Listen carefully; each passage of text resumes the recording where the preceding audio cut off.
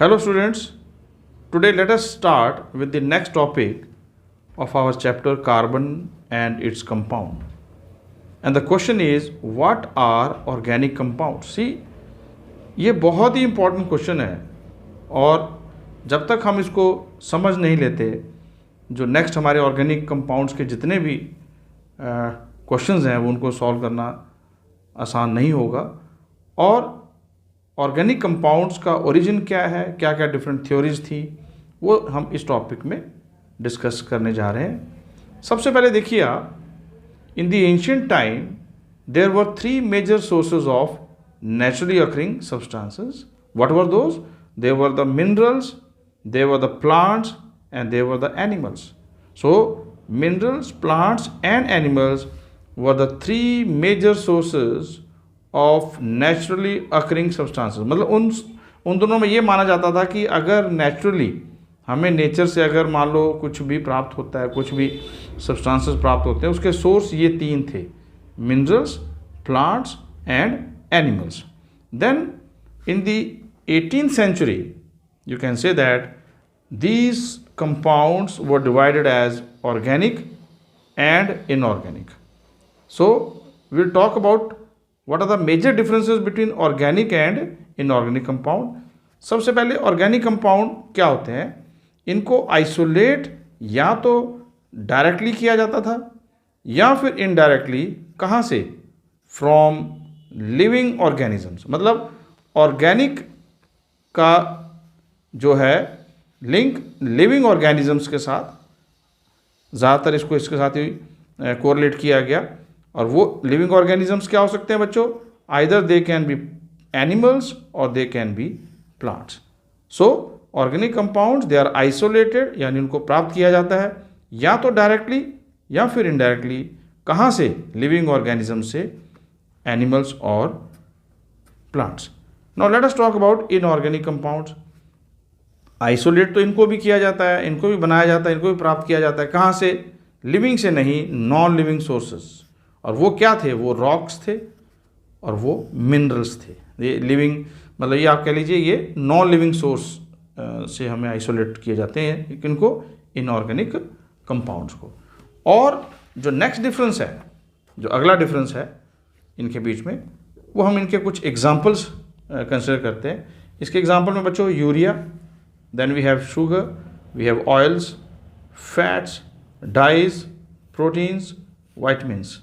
और inorganic compounds में हमारे पास जैसे कि common salt, NaCl, marble, alum, potassium nitrate and many more.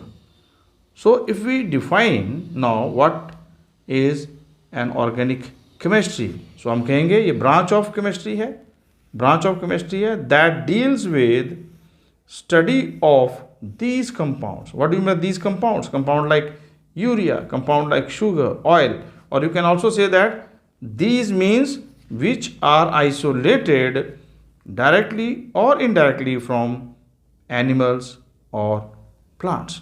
So यहाँ these word का मतलब यही है। एग्जाम्पल भी कंसिडर कर सकते हो, या कहाँ से इनको हम जो है प्राप्त करते हैं या कहाँ से हम इनको आइसोलेट करते हैं। दूसरी बात, जहाँ तक इनऑर्गेनिक कंपाउंड्स की जो डेफिनेशन है, it is branch of chemistry that deals with study of above mentioned inorganic compounds. मतलब common salt, marble, alum, potassium nitrate और बहुत सारे होंगे जिनसे हम इनको प्राप्त करते हैं। लेकिन मेन जो है वो ये देखिए, नॉन लिविंग सोर्सेस, जैसे कि रॉक्स हैं हमारे पास या फिर मिनरल्स हैं। ओके बच्चों, सो अब जैसे से हम आगे बढ़ेंगे, क्योंकि हमारे पास ये था कि शायद ये जो ऑर्गेनिक कंपाउंड्स हैं उनका सोर्स लिविंग ऑर्गेनिज्म से ही होता है, बट इसको गलत प्रूव किया गया by very important theory that is known as vital force theory. तो 19th century तक देखिए यहाँ लिखा हुआ है, ये बिलीव किया जाता था, ये मानता थी कि ऑर्गेनिक कंपाउंड जो है उनको हम नहीं प्रिपेयर कर सकते। कहाँ? In the lab. और उनको सिर्फ हम आइसोलेट कर सकते हैं, यानी उनका जो सोर्स है वो या तो प्लांट्स होंगे या फिर एनिमल्स होंगे। बट ये बात गलत सिद्ध की by Berzelius in the year 1815. He was a Swedish chemist and he proposed a theory that is vital force theory. ये देखिए vital force theory का यहाँ जन्म हुआ और ये थ्योरी क्या कहती है? ये कहती है कि ऑर्गेनिक कंपाउंड जो है they are produce only under the influence of some mysterious force. This is very important to be underlined. Existing in living organism. दो बहुत इंपॉर्टेंट कंडीशंस हैं यहाँ पर कि लिविंग ऑर्गेनिज्म से तो मिलेंगे ही मिलेंगे, बट इनके अंदर एक फोर्स है. उस फोर्स को यहाँ नेम नहीं किया गया, लेकिन उसका नाम इन्होंने मिस्टीरियस फोर्स रख दिया और मिलते ही ऑर्गेनिक से ही है. And this mysterious force is called vital force. और इसी फोर्स का नाम क्या रखा गया? वाइटल फोर्स इसको नाम. ओके स्टूडेंट्स, अब देखिए जैसे कि आपको पता है कि 1815 में किस प्रकार से वाइटल फोर्स थ्योरी में वाइटल फोर्सेस की बात की गई, मिस्टीरियस फोर्सेस. बट इसमें हुआ क्या? ऑर्गेनिक कंपाउंड बनाया गया ऑर्गेनिक सोर्स से. और बट वहां पर एक बात बताई गई कि मिस्टीरियस फोर्सेस की वहां बात की गई है. बट आगे जाके in the year 1828 see here Friedrich Wöhler, a German chemist, accidentally, see this is very important, accidentally he prepared urea. And you know what is urea? It is an organic compound. ये organic compound था from to inorganic compound. ये बहुत interesting point है. This is where this Wohler synthesis and vital force theory that was given by Berzelius, इन दोनों में difference आता है. ये ऑर्गेनिक कंपाउंड ही बनाया गया था यहाँ पर, बट सोर्स भी ऑर्गेनिक था. ऑर्गेनिक कौन है? Living organisms. ओके, जब आप वोलर सिंथेसिस की बात करते हैं तो यहां पर बनाया तो ऑर्गेनिक कंपाउंड गया जैसे कि यूरिया, बट उसके जो जिनसे वो प्राप्त हुआ जो दो इंपॉर्टेंट इनऑर्गेनिक कंपाउंड्स थे वो कौन कौन से थे? Ammonium chloride and potassium cyanate. Procedure क्या बच्चों? आप क्या करेंगे? ये जो दो इनऑर्गेनिक कंपाउंड्स हैं उनको आप हीट करेंगे. और इनऑर्गेनिक कंपाउंड्स क्या है? In the what? In aqua solution. That is ammonium chloride, ये पहला इनऑर्गेनिक कंपाउंड. दूसरा क्या है बच्चों? Potassium cyanate. तो इस मिक्सचर को जब आप हीट करेंगे in the aqua solution, so what we find it undergoes double decomposition. It undergoes double decomposition और इससे क्या फॉर्म होगा हमारे पास एक और इनऑर्गेनिक कंपाउंड आ जाएगा जो कि अमोनियम साइनेट होगा बच्चों. This is ammonium cyanate. तो हुआ क्या? दो इनऑर्गेनिक कंपाउंड्स लिए, उनको हमने हीट किया इन एक्वा सॉल्यूशन. तो जो मिक्सचर है वो undergoes double decomposition reaction to give you what? One more inorganic compound that is ammonium cyanate. But एक प्रॉब्लम क्या है?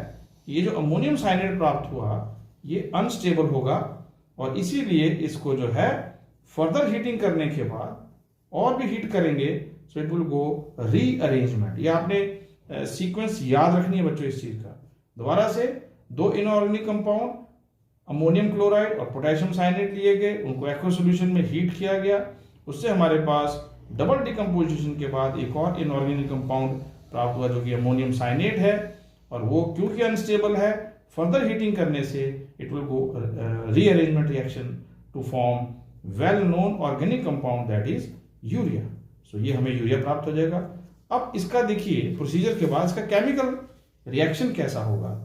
सेम वही जो आपको बताया गया, अमोनियम क्लोराइड और यहां आ जाएगा तुम्हारे पास पोटेशियम साइनेट, जैसे कि हमने यहां पे चर्चा की है पोटेशियम साइनेट. ये दोनों इनऑर्गेनिक कंपाउंड्स हैं बच्चों. और ये जो इनऑर्गेनिक कंपाउंड्स हैं after heating in aqua solution undergoes double decomposition reaction बताया गया आपको. और इससे हमारे पास दो इस कंपाउंड यहाँ पे जैसे कि KCl पोटेशियम क्लोराइड और ये important compound that is ammonium cyanate प्राप्त हुआ. अमोनियम साइनेट बीइंग अनस्टेबल, ये बच्चों अनस्टेबल है, ये अनस्टेबल है. Ammonium cyanate which is again an inorganic compound, it further on further heating undergoes rearrangement reaction to give you urea, and this urea is an organic compound. तो पहला organic compound urea बनाया गया दो inorganic compound से, और वो कौन कौन से हैं? Ammonium chloride and potassium cyanide, it was the biggest achievement in the history of chemistry, and thus the synthesis of organic compound, that is urea, from inorganic compounds gave big blow to what is known as the vital force theory given by Berzelius in the year 1850.